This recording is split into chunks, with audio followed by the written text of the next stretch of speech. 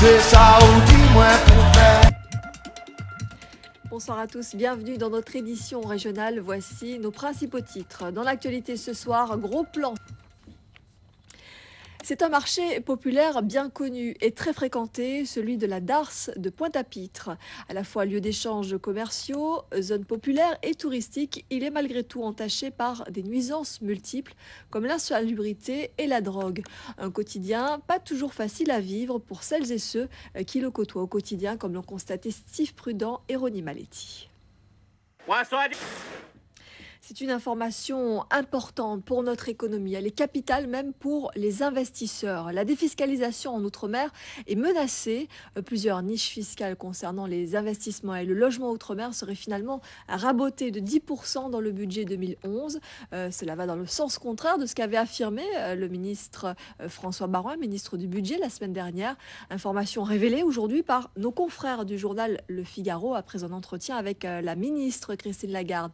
Un revirement dénoncé par le député et président de région Victorin Lurel, qui parle d'un nouveau coup dur pour nos départements déjà touchés par les réductions fiscales sur le photovoltaïque. Le FEDOM également s'indigne ce soir de cette annonce. Pour réagir à cela, notre invitée Colette Coury, bonsoir. Bonsoir. Vous êtes la présidente donc, de la CCI de Pointe-à-Pitre. Alors comment réagissez-vous à ce revirement du gouvernement, une information qui n'a toutefois pas encore été commentée par ce dernier? Oui. Il est donc à faire front uni pour faire reculer le gouvernement. Est-ce qu'on va voir les patrons, les investisseurs se mobiliser contre cette décision gouvernementale? Alors, donc aujourd'hui, je demande une unité. Alors on le sait, le ministère bien sûr cherche à faire des économies. 120 millions sur les niches en Outre-mer. Comment la Guadeloupe pourrait-elle contrer, esquiver cette décision si elle était appliquée? Est-ce que la Guadeloupe a les moyens de se passer de la défiscalisation? Productif dont nous avons besoin. Là, c'est grave parce que j'entends parler. Jusqu'à présent, on attaquait un peu sur certains dossiers, mais là, on parle des investissements productifs. Mais je crois rêver. On s'attaque à l'immobilier, tous les logements. Pour conclure, j'aimerais juste vous faire réagir maintenant. Un mot sur le lieu d'implantation de la future CCI en Guadeloupe. On en a parlé hier sur nos antennes. Télé Guadeloupe. Pointe-à-Pitre donc aurait été retenu, selon toute vraisemblance. Vous vous en réjouissez, bien sûr, j'imagine. Mais est-ce que, selon vous, comme le dit Éric Jalton, c'est le choix d'une logique économique qui a primé? Ben c'est tout le lobbying. Ce que je voudrais simplement dire au niveau de Basse-Terre. Merci beaucoup Colette Coury d'être venue sur ce plateau. On aura bien évidemment l'occasion d'en reparler. Oui, volontiers. Et puis, vous le savez, l'autre grosse actualité aujourd'hui sur le plan politique, c'est l'Assemblée qui a adopté la réforme des retraites, l'un des textes phares du gouvernement de Nicolas Sarkozy, vote qui s'est effectué dans un climat de forte tension politique. La majorité a fait bloc pour voter le texte, 329 voix pour contre 233 voix donc de la gauche en première lecture. La députée guadeloupéenne Jeannie Marc a notamment regretté que les femmes occupent peu de place dans ce projet de loi. Victorin Lurel, quant à lui, demande une revalorisation des retraites agricoles. Je vous propose de les écouter.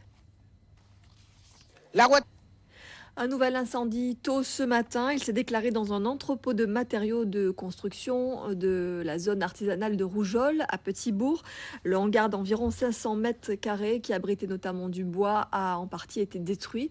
Heureusement, pas de victimes. Les pompiers venus en nombre ont dû batailler dur pour maîtriser le sinistre. Le récit d'Eddie Golapcan et les images signées Paul Labecca. Une journée dont certains auraient bien voulu se passer, pour les contribuables notamment, puisque c'est aujourd'hui le dernier jour pour payer ses impôts sur le revenu. Pour ceux en tout cas qui ne sont pas mensualisés, vous avez jusqu'à ce soir minuit pour effectuer le paiement. Le point avec Ludivine Guillolet et Tatiana Dalico. En bref, Lucette Michaud-Chevry, la sénatrice et maire de Basse-Terre, interpelle le président de région Victorin Lurel sur le danger que représentent les pierres posées sur les enrochements au niveau du boulevard Gerty-Archimède. Elle demande à la région de réaliser des travaux dans les plus brefs délais en invoquant notamment la menace de cette situation en cas de houle cyclonique. Les marchands de sommeil dans le collimateur du préfet de Saint-Martin, Jacques Simonet. Ce dernier a bien l'intention d'éradiquer les logements insalubres et de faire payer les profiteurs. Des locataires victimes d'un bailleur peu scrupuleux à Sandy Ground ne comprennent pas pourtant la sévérité des autorités en la matière. Ils soutiennent sans réserve leurs propriétaires. Le reportage de Jean-Marie Mavounzi, commentaire Robert Gaspard. Et à l'inverse de ce que l'on vient de voir, dans certains logements dits salubres, cette fois confortables, et qui répondent donc aux normes d'hygiène et de sécurité, il existe aussi des situations incommodantes, comme l'a constaté Jean-Marie Mavounzi. Le commentaire est signé Patrice Gonfier. Après la lampe basse consommation, EDF Archipel Guadeloupe lance un nouveau produit, la prise éco. Cette multiprise permet de faire des économies. Dite intelligente, elle éteint automatiquement les appareils restés en veille et donc connectés au réseau. Les explications de Bruno Panciovillon et Tatiana Daligo.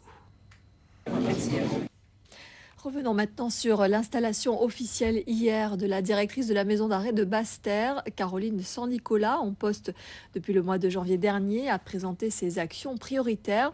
Le directeur interrégional, chef de la mission des services pénitentiaires, Laurent Ridel, qui était présent, a pour sa part dévoilé les perspectives d'avenir concernant l'établissement, qui devrait être réhabilité d'ici 2012. Thierry Philippe.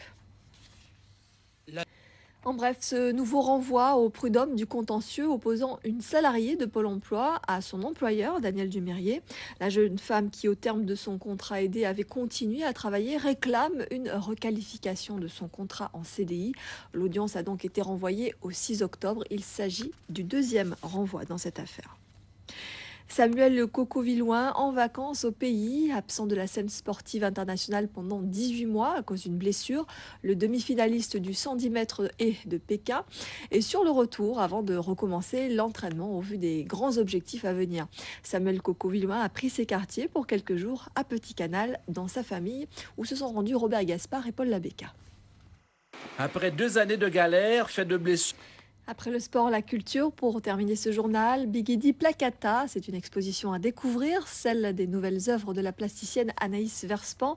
Après son rendez-vous de la galerie Imaginard à Sainte-Rose, l'artiste a décidé d'ouvrir les portes de son environnement naturel à Petit-Bourg. Une exposition originale, organisée dans un espace privé, donc en toute décontraction, avec des œuvres qui illustrent des échanges rythmiques entre un tambouiller marqueur et son danseur de gros cas. Paul Oriscol et Paul Labéca sont allés à la rencontre de l'artiste. Reportage. Alors rapidement, avant de nous quitter, sachez que la Guadeloupe est en vigilance jaune pour mer forte et dangereuse, conséquence de l'ouragan Igor, toujours classé 4, et qui se situe à plus de 700 km de nos côtes. À l'exception de cette houle, rassurez-vous, le cyclone ne nous concernera pas. Je vous invite bien sûr à suivre la météo juste après ce JT. Voilà, c'est la fin de cette édition. Merci à vous de nous avoir suivis. 20h10, 35 kilos d'espoir, un téléfilm. 21h45, un autre téléfilm en 2 parties, retour aux sources. Voilà, demain, prochain rendez-vous de l'info à 13h avec Laura Séné. Nous, on se donne rendez-vous à 18h40 pour les titres. Très belle soirée. Aïe maman, c'est ça ou dis-moi pour faire. Tout le monde. Aïe papa, tout. C'est ça ou dis-moi pour faire. Moins qu'à descendre, la rue fatale.